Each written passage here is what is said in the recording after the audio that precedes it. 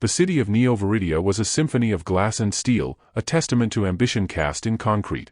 At its very apex, in the penthouse of the Obsidian Spire, lived Alastair Blackwood. His name was a currency, a brand, a whisper of immense power. Blackwood Industries, his inherited empire that he had quadrupled in a decade, had its tendrils in every sector, from renewable energy to quantum computing. The world saw him as a king in a modern-day castle, a man who had everything. But in the silent, cavernous rooms of his home, surrounded by museum-quality art and minimalist furniture, Alastair was a ghost haunting his own life.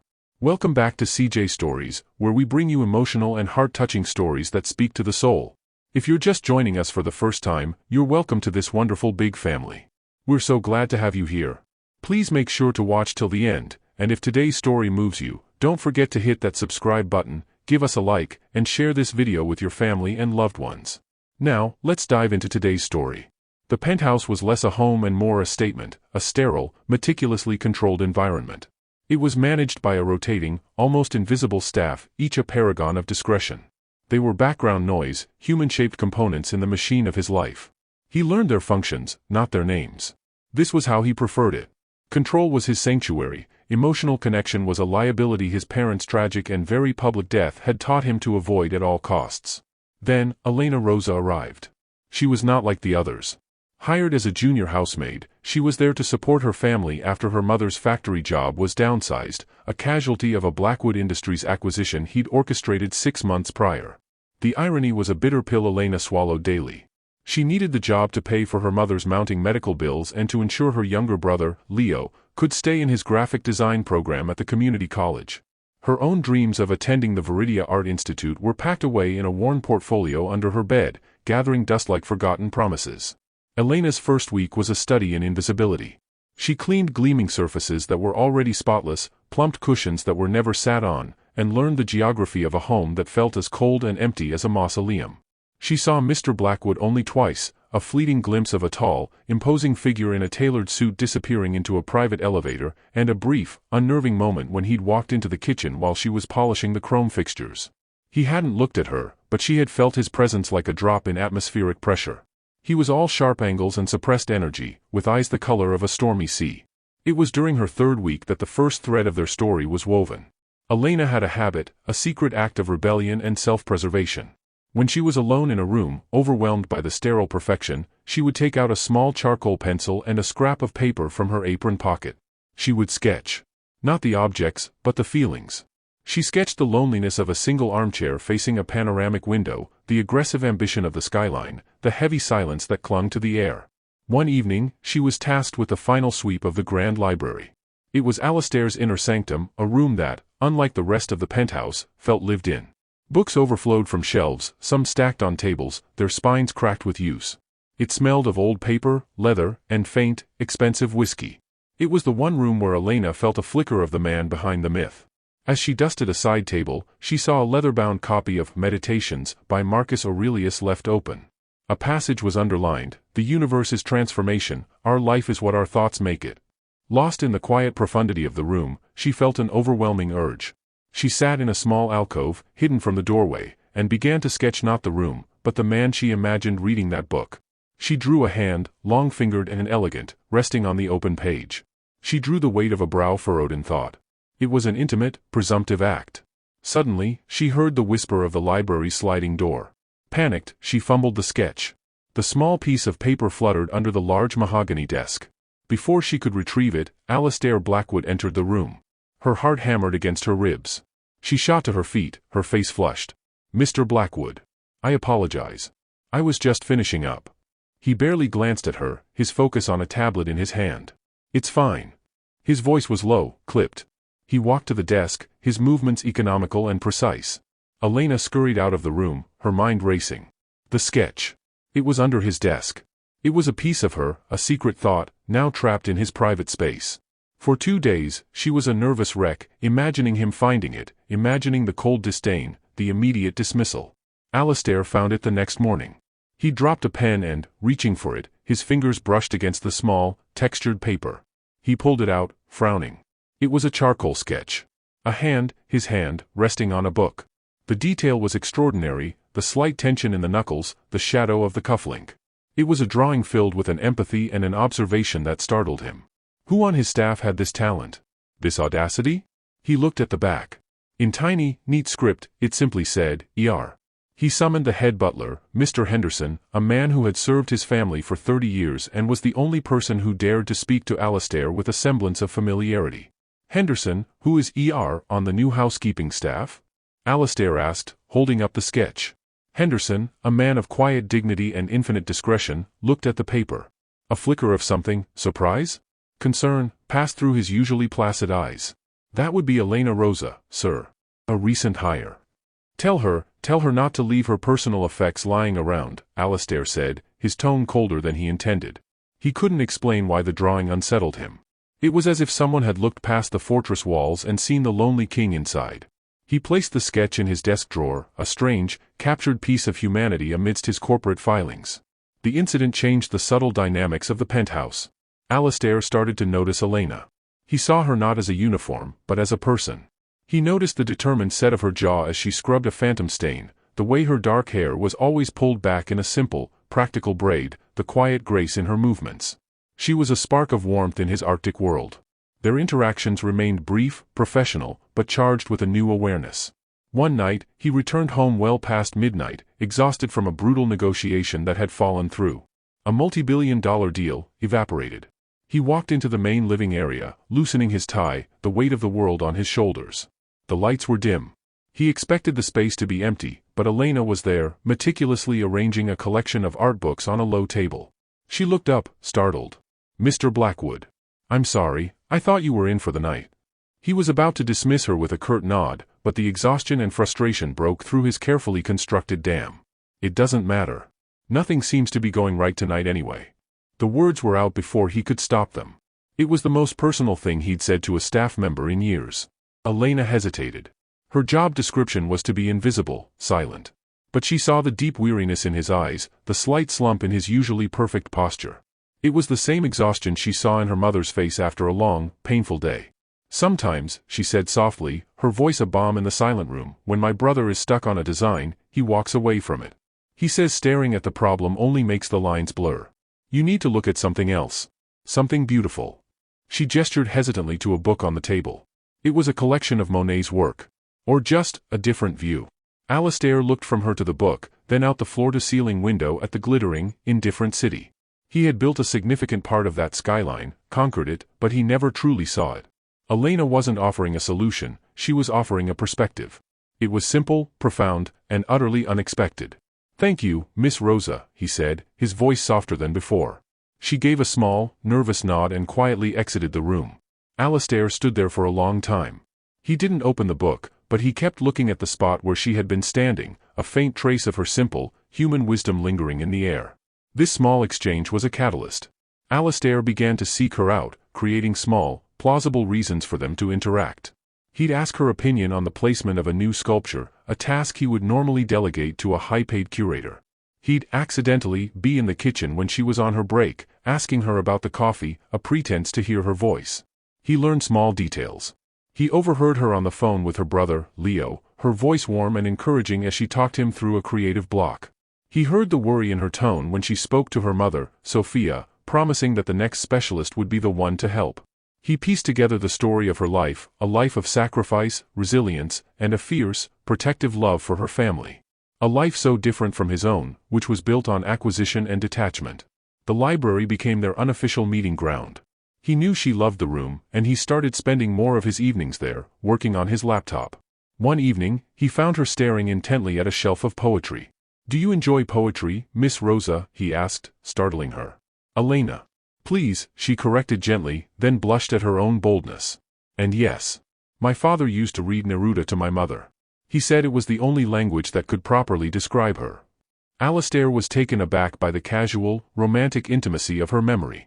His own parents' memory was a blur of flashing cameras, hushed legal conversations, and the cold hand of his uncle on his shoulder. "He sounds like he was a good man," Alastair found himself saying. "He was," she said, a sad smile touching her lips. "He passed away 5 years ago. He was a builder. He worked with his hands. He always said, you can't build something strong on a weak foundation." She looked around the opulent room. He would have been fascinated by this place. But he would have said it lacked a foundation. And what would that be? Alastair asked, genuinely curious. Elena met his gaze, her dark eyes honest and direct. Laughter, maybe. The memory of a child's running feet. The smell of a meal cooked with love, not just precision. A home's foundation is made of moments, not marble. Her words struck him with the force of a physical blow. She had, in a few simple sentences, diagnosed the sickness of his entire existence. He, Alastair Blackwood, the master builder of a corporate empire, had built himself a home with no foundation. From that day on, their conversations grew longer, more personal. He told her about the suffocating pressure of his upbringing. She told him about her dream of painting, of capturing the vibrant, messy, beautiful chaos of life on a canvas. He found himself showing her his private collection of early 20th century art, and she spoke about the brushstrokes and use of color with a passion and knowledge that mesmerized him. She wasn't just a maid, she was an artist in exile. One evening, he acted on an impulse that was equal parts reckless and necessary. He had his security team run a discreet, comprehensive check on Elena's mother's medical condition. He discovered she needed a specialist treatment, one that was prohibitively expensive and not covered by her insurance. Without a second thought, he made an anonymous donation to the hospital, earmarking it to cover the full course of treatment for one Sophia Rosa. He told Henderson to ensure there was no possible way it could be traced back to him. 2 weeks later, he saw Elena in the hall. She was practically vibrating with joy, her face illuminated by a radiant smile. "Mr. Blackwood. You won't believe it. It's a miracle," she exclaimed, forgetting all professional decorum. "My mother, her treatment, an anonymous benefactor donated the exact amount. The hospital called this morning. She can start next week. It's everything." Seeing her unbridled happiness, a joy he had directly caused, sent a shockwave of unfamiliar warmth through him.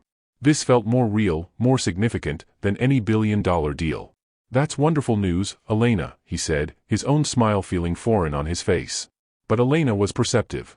She saw a flicker of something in his eyes, a knowledge, a satisfaction, that was too specific. A seed of suspicion was planted. A few days later, her brother, Leo, a whiz with computers, did some digging at her request. It was difficult, but he found a digital breadcrumb, a faint link between the hospital's foundation and a philanthropic fund tangentially connected to Blackwood Industries. The next day, Elena requested to speak with him. She met him in the library, her demeanor no longer warm and open, but shuttered and tense. "It was you," she said, her voice tight. "The donation. It was you." Alastair didn't deny it. "Your mother needed the treatment." "You had no right," she shot back, her eyes flashing with a pride that was as beautiful as it was frustrating. "You think you can just fix everything with your money? That you can just reach into my life and rearrange it to your liking?" "I was trying to help," he said, his voice rising in defense. "You were trying to buy a piece of my life," she retorted. "I am not a project, Mr. Blackwood. I am not one of your acquisitions. My family's struggles are ours. My gratitude is not for sale." The argument was fierce, raw, and deeply personal. It was about more than the money. It was about the power imbalance that was a constant, unspoken presence between them. It was about her dignity and his control. "Do you have any idea what it feels like?" she asked, her voice cracking with emotion. "To work in your palace, cleaning your floors, while you sign a check that changes the entire course of my family's life as if it's nothing? It feels like I'm nothing." Her words hit him harder than her anger. He had seen it as an act of kindness, not as a reinforcement of the chasm between them. "That was not my intention," he said, his voice low and strained. "I look at you, Elena, and I don't see staff. I see a person who is stronger, more alive, than anyone I have ever known. I see a brilliant artist. I see a woman who talks about love and foundations and makes me question everything I've built. Helping your mother, it was the first thing I've done in a decade that felt truly meaningful. Please don't throw that back in my face." His confession hung in the air between them, raw and vulnerable. Elena's anger began to recede, replaced by a stunned silence. He had seen her. And in his own misguided, arrogant way, he had been trying to connect, not to control. Tears welled in her eyes. "I don't know what to do with this," she whispered. "With you." He took a step closer, his own control fraying. "Let's start with this," he said, his voice barely a murmur. He reached out, not to touch her, but to gently pick up her sketchbook, which she'd brought into the room with her. He opened it to a random page. It was a stunning, vibrant charcoal portrait of her brother, Leo, laughing. It was full of life, love, and breathtaking talent. "Don't ever let anyone, including me, make you feel like you are nothing," he said, his stormy eyes locking with hers. "You are everything." In that moment, the space between the billionaire and the housemaid vanished. There were only two people, stripped bare of their roles, their hearts exposed. He took another step, and she didn't retreat. He lifted a hand, hesitating for a fraction of a second before gently brushing a stray tear from her cheek. The touch was electric, a spark in a tinder-dry forest. The air crackled. The world outside, the city, his empire, her struggles, it all faded away, leaving only the charged silence of the library. He leaned in, and she tilted her face up to meet him. Their lips were a millimeter apart when the sound of the elevator chiming in the foyer shattered the moment like a pane of glass. They sprang apart, their faces flushed with the adrenalized mix of desire and fear. Mr. Henderson's discreet cough from the doorway was the final nail in the coffin of their stolen moment. "Sir, your fiancée, Miss de la Roche, has arrived. She was not on your schedule." The word fiancée landed in the room with the force of a bomb. Elena's face went pale. Alistair felt a cold dread wash over him. Genevieve. Of course. The final, beautifully manicured obstacle. The woman who represented everything he was supposed to be, and everything he no longer wanted. Genevieve de la Roche was less a person and more a walking, talking embodiment of the 1%. Her family's tech conglomerate was on the verge of a historic merger with Blackwood Industries, a deal that would create an unprecedented global powerhouse. Their engagement was the business world's equivalent of a royal wedding, a strategic alliance cloaked in the guise of romance. Genevieve was beautiful, sharp, and utterly transactional. She saw Alistair not as a man, but as a matching portfolio. She swept into the penthouse, all Chanel and calculated smiles. "Alistair, darling," she said, air-kissing him while her eyes swept the room, cataloging and assessing. Her gaze landed on Elena, who was frozen near the bookshelf, a deer in the headlights. "And who is this?" Genevieve asked, her tone dripping with condescension. "Don't tell me you're letting the help linger in the library now." Before Elena could even process the sting, Alistair stepped forward, positioning himself slightly in front of her. "Elena was just assisting me with some art curation," he said, his voice dangerously level. "Her insights are invaluable." Genevieve raised a perfectly sculpted eyebrow. "The maid? An art curator? How charmingly progressive of you, darling. Do be careful she doesn't smudge the dolly with her dishpan hands." The cruelty was so casual, so effortless, it stole the air from Elena's lungs. She wanted the floor to swallow her whole. But Alistair's defense, his quiet fury on her behalf, was a shield. "That's enough, Genevieve," he warned. Elena, recovering her composure, gave a stiff, professional nod. "If you'll excuse me, sir, madam." She walked out of the room, her back ramrod straight, but her heart was in pieces. The near kiss, the vulnerable confession, it all felt like a fantasy, shattered by the cold, hard reality of who they were. He was engaged. He belonged to that world of casual cruelty. She was a fool. For the next week, Elena was a ghost again, but this time it was a choice. She avoided Alistair, rearranging her schedule, staying in the parts of the vast apartment where she knew he wouldn't be. The pain of her humiliation was a constant, dull ache. She felt used, not by his actions, but by her own heart. Alistair, meanwhile, was in a silent rage.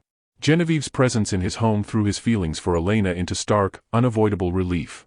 Genevieve's conversation was a litany of stock prices, social events, and gossip.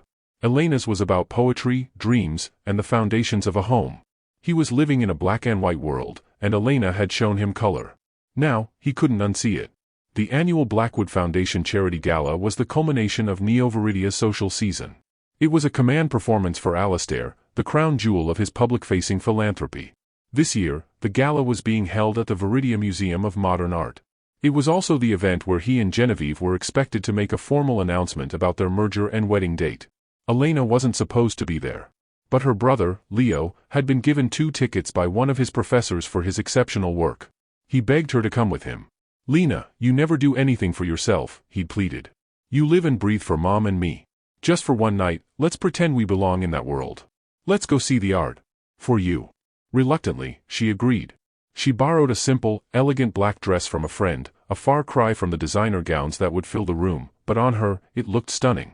She wore her hair down, letting it fall in soft waves, and for the first time in a long time, she felt a flicker of the woman she was before she had to become a provider, the artist, the dreamer. When she walked into the museum, the sight took her breath away. It was a glittering sea of diamonds and champagne. And there, at the center of it all, was Alistair, a king in his element, with Genevieve clinging to his arm. Their eyes met across the crowded room. For a heart-stopping second, the noise and the people faded away. He saw her, not as the maid, not as the help, but as the beautiful, breathtaking woman who had captivated his soul.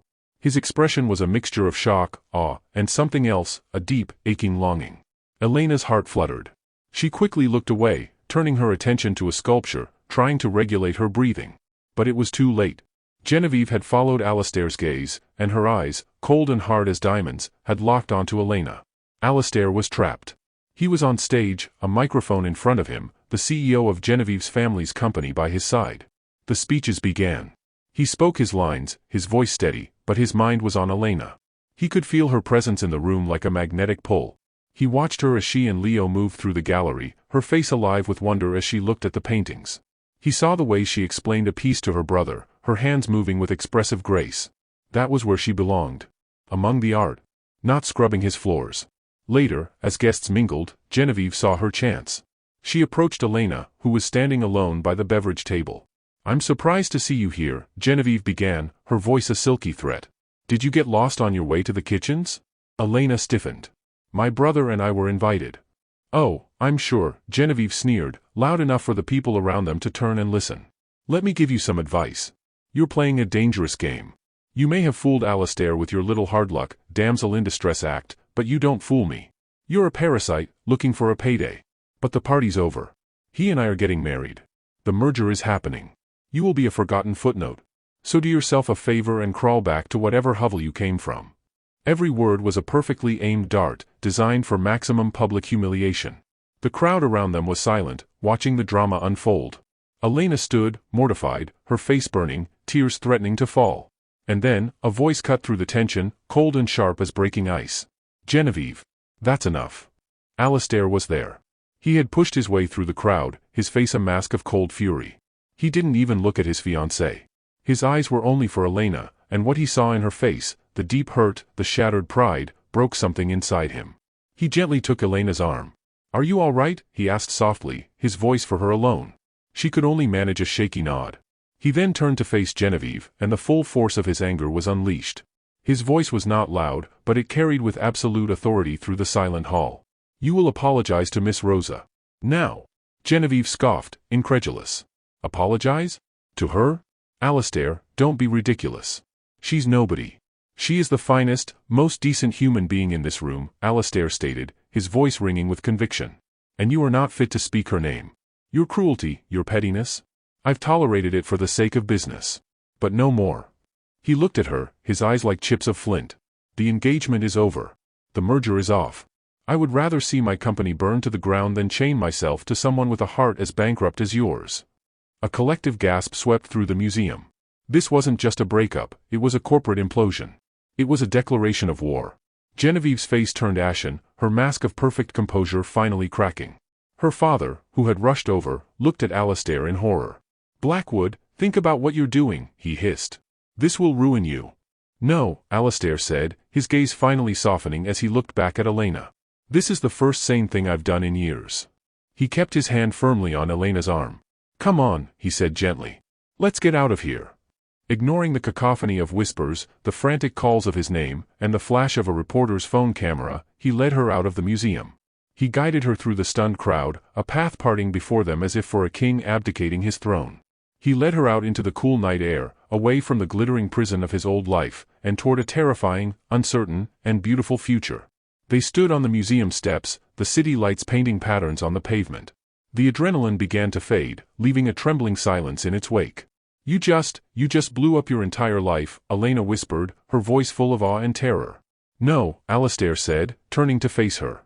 He reached up and cupped her face in his hands, his touch gentle, reverent. "I just started it." And then, under the watchful eyes of the city he had once sought to conquer, he leaned down and finally kissed her. It wasn't a tentative, stolen kiss like the one in the library. It was a kiss of confession, of declaration, of a world-shattering choice. It was the taste of freedom, the feeling of coming home. In that single moment, under the glare of the impending scandal, everything had changed. The billionaire and the housemaid were gone. There was only Alistair and Elena, and the foundation of their new world, being built not on marble or money, but on a single, revolutionary moment of truth. The aftermath was a media hurricane. "Billionaire Blackwood blows up billion-dollar merger for mystery woman," screamed the headlines. Paparazzi camped outside the Obsidian Spire. His board of directors was in a state of open revolt. His phone rang incessantly with calls from furious investors, his uncle, and the de la Roche clan's lawyers. Alastair ignored it all. For the first 24 hours, he and Elena were in a bubble of their own making. He took her back to the penthouse, but this time, it felt different. It was their sanctuary, not his prison. They talked for hours, really talked, filling in all the gaps, sharing fears and dreams with a startling honesty. He confessed the hollowness of his existence, the crushing weight of his legacy. She confessed her guilt over the chaos, her fear that she was not enough, that she would be the ruin of him. "You're not my ruin, Elena," he told her, holding her hands. "You are my reckoning. You're the one who walked into my perfectly constructed, empty life and showed me what a foundation was." The next morning, Elena offered to leave. "I can go," she said, her voice heavy with sacrifice. "I'll disappear. You can fix this. You can tell them it was a misunderstanding." Alastair looked at her, and his heart ached with the depth of his love for her. "If you leave, there is nothing left to fix. Don't you see? The only thing that was broken was me. You are the one who is putting me back together." That was the moment Elena knew this was real. His choice at the gala wasn't a fleeting act of chivalry. It was a fundamental shift. Bolstered by her presence, Alastair went on the offensive. He called an emergency board meeting. He walked into the room not with an apology, but with a new vision. "For 10 years, he began, his voice calm and commanding, "I have run this company with a single-minded focus on profit and growth. We have succeeded beyond anyone's wildest expectations. And in the process, we have become hollow. We acquire companies and displace workers without a second thought." He glanced briefly, meaningfully, in a direction that hinted at the factory where Elena's mother had worked. "We have pursued mergers that were strategically sound but morally bankrupt. I was about to chain this company's future to a family that embodies a culture of cruelty and entitlement. I stopped it. And I am not sorry." He laid out a new charter for Blackwood Industries. A significant percentage of profits would be diverted to a new philanthropic arm focused on community reinvestment and arts education. They would pioneer a new model of ethical capitalism, one that valued people as much as profit. "This is the new foundation," he concluded. "Anyone who does not wish to help me build it is free to tender their resignation." The boardroom was silent. It was a gamble of epic proportions. But Alastair was no longer just the cold, calculating CEO. He was a man with a purpose, with a fire in his eyes they hadn't seen before. A few old guard members grumbled, but the younger, more progressive members were electrified. He had offered them not just a new strategy, but a new identity. He won them over. His next act was to visit Elena's family. He arrived not in a chauffeured limousine, but in a simple sedan, which he drove himself. He knocked on the door of their small, clean apartment in a working-class neighborhood. Leo answered, his eyes wide. Elena's mother, Sophia, sat in a comfortable armchair, looking stronger than Elena had seen her in years. She looked Alastair up and down, her gaze sharp and assessing. He didn't offer platitudes or promises. He just sat down, accepted the cup of coffee she offered, and spoke to her, mother to man. "Mrs. Rosa," he said humbly, "I love your daughter. I know my world has caused her and your family nothing but difficulty. I am here to promise you that I will spend the rest of my life trying to be worthy of her." Sophia listened, her expression unreadable. Then she smiled, a slow, warm smile that was so much like Elena's. "My daughter does not need you to be worthy of her, Mr. Blackwood. She needs you to be happy with her. She has a good heart. Don't you ever break it." "I won't," Alastair promised, and it felt more binding than any contract he had ever signed. 1 year later. The Obsidian Spire penthouse was transformed. The cold, minimalist furniture was still there, but it was softened by colorful woven throws. The walls were no longer just home to museum-quality pieces, they were now interspersed with vibrant, emotional canvases, bursting with life. Elena's paintings. The air was often filled with the smell of garlic and herbs from the kitchen, where Alastair and Elena were attempting to recreate one of her mother's recipes. The silence was gone, replaced by music, laughter, and the happy barking of a rescue dog named Aurelius. Elena never finished her application to the Art Institute. She didn't need to. Alastair had given her a studio with the best light in the city, and her first solo show had sold out, lauded by critics for its raw emotion and technical brilliance. She was no longer Elena Rosa, the housemaid. She was Elena Rosa, the artist. But more importantly, she ran the new Blackwood Rosa Foundation, overseeing the distribution of grants and scholarships to young, underprivileged artists like the one she used to be. She had turned her dream into a reality for hundreds of others. Blackwood Industries was more profitable than ever. Their new ethical model had attracted a new wave of investors and the best young talent, all eager to be a part of something that was more than just a money-making machine. Alastair was a different man. He laughed easily. He left work at a reasonable hour. He had learned the names of every single person who worked in his home, and he knew their stories. He had found his foundation. One evening, Alastair and Elena stood on the balcony of the penthouse, looking out at the city. It was the same view, but the city no longer looked aggressive or lonely. It looked like a place of infinite possibility. "Do you remember that first sketch you left in the library?" Alastair asked, wrapping his arms around her from behind. Elena leaned back against his chest. "The one of your hand? How could I forget? I was terrified you'd fire me." "I keep it in my wallet," he confessed. "Sometimes, when I'm in a difficult meeting, I look at it. It reminds me of what's real." He kissed the top of her head. "It was the first time someone saw me, really saw me." "I always saw you, Alastair," she murmured, turning in his arms to face him. "Even when you were hiding in plain sight." He looked at the woman in his arms, the artist, the philanthropist, his partner, his entire world. The forbidden love story that was supposed to ruin him had, in fact, saved him. It hadn't just changed his life, it had given him one. It had taken a cold, empty castle and turned it into a home, proving what Elena had known all along.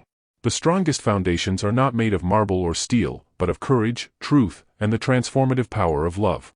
Don't forget to hit the subscribe button for more powerful political stories, and share your thoughts in the comments to tell us which story you want to hear next.